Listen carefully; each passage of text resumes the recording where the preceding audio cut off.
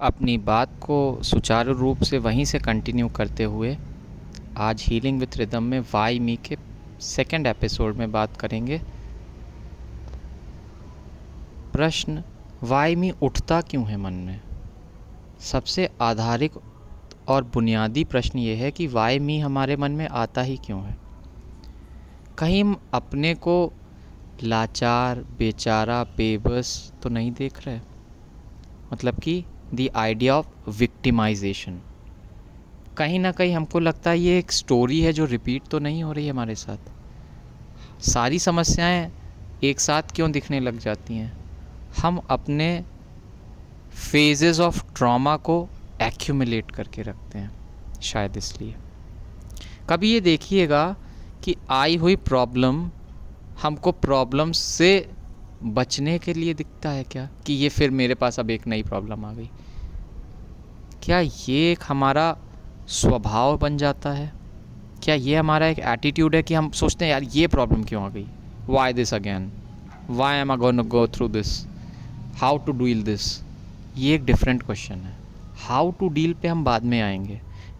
सबसे पहला जो विचार या थॉट हमारे मन में आता है वो ये क्या है, ये क्यों, मेरे साथ क्यों। देखिए, प्रॉब्लम आनी है उसका मतलब ये नहीं कि उसका उत्तर या सल्यूशन हमारे पास अवेलेबल नहीं है। समस्या क्या है कि हम पैनिक करना शुरू कर चुके हैं। इस पैनिक मोड को अपने अंदर से हटाना है। तो पहला सबसे इम्पॉर्टेंट पॉइंट जो हमारे श्रोतागण, हमारे लिसनर्स को नोट करना है वो ये है कि कहीं हम विक्टिमाइजेशन में तो नहीं जा रहे हैं। सेकंड है, क्या हमारी ये चीज़ हमारे आने वाले लाइफ के इश्यूज़ को एसोसिएट करने का तो काम नहीं कर रही।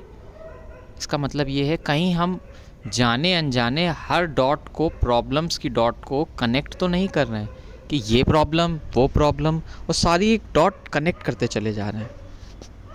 इसको बहुत माइन्यूटली ऑब्जर्व करिए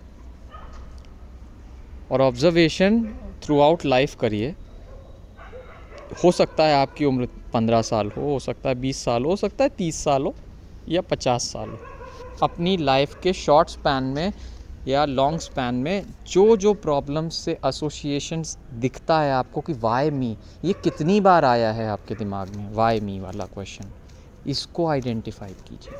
हो सकता है आप बहुत सारे लोग मुझसे ये कहेंगे अब मुझे तो याद भी नहीं कौन कौन सी प्रॉब्लम में मेरे साथ तो जब आया है तब मुझे यही आता है। नहीं, अपने साथ शांत बैठिए। सबसे पहला आंसर ये है यहाँ इन दोनों पॉइंट्स को आइडेंटिफाई करने का, अपने साथ शांत बैठ के पुरानी सिचुएशंस को अनवेल करना। होता क्या है, हम फोल्डर्स बनाते हैं दिमाग में और छोड़ देते हैं। देखिए, बहुत सारे साइकोलॉजिस्ट बहुत अलग टर्म्स में चीज़ें कहेंगे, लेकिन एज अ पर्सन जो अपने एक्सपीरियंसेस से सीखा हो और उसको कंट्रोल और डिलीट किया हो, मैं उस टर्म्स में आपको बताना चाहता हूँ। और बहुत सारे टर्म्स में हम सोचते हैं, मैं ये नहीं कहूँगा साइकोलॉजिस्ट के पास जाना गलत होता है।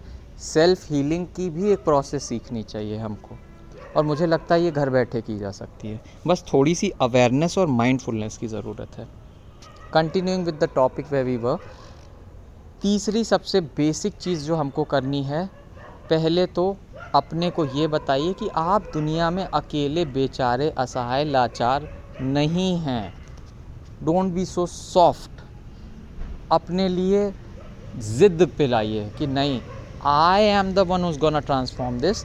पर बिफोर दैट, एक्नॉलेजमेंट। पहले समस्या को एक्नॉलेज करिए कि है। पैनिक करने के अलावा प्रॉब्लम्स से इमोशंस को डिसोसिएट करिए। इसके लिए हमको समझना पड़ेगा कि हमारे भाव और समस्या दो अलग चीज़ें हैं।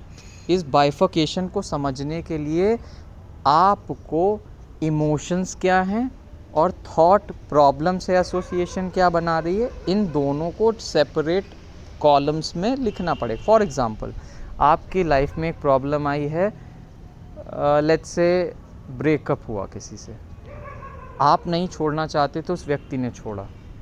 पहली चीज़ है, आपको बिट्रेयल की फीलिंग आ रही है, बीइंग लेफ्ट अलोन की फीलिंग आ रही है, कि क्या प्रॉब्लम आ रही, लोनलीनेस, बीइंग वल्नरेबल और बीइंग चीटेड, क्या आ रही है, ये सारे इमोशंस हैं।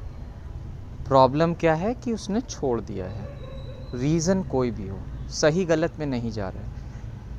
आप उसके पास जाना चाहते हो तो क्यों जाना चाहते हो? तो एक बेसिक थॉट है कि इमोशंस और इसको अलग किया। रिलेशनशिप्स हम बाद में डिस्कस करेंगे। अभी हमारा फंडामेंटली इन क्वेश्चंस को सॉल्व करने का एटीट्यूड है। तो इन पहले एक्नॉलेजमेंट्स को हम लिखेंगे, अपने ऊपर काम करेंगे, और हीलिंग विथ रिदम के नेक्स्ट एपिसोड में हम इसके रिगार्डिंग इन डिटेल चर्चा करेंगे। तब तक के लिए मुझे आज्ञा दीजिए और मैं अपनी वाणी को विराम इसी बात के साथ देता हूँ। धन्यवाद।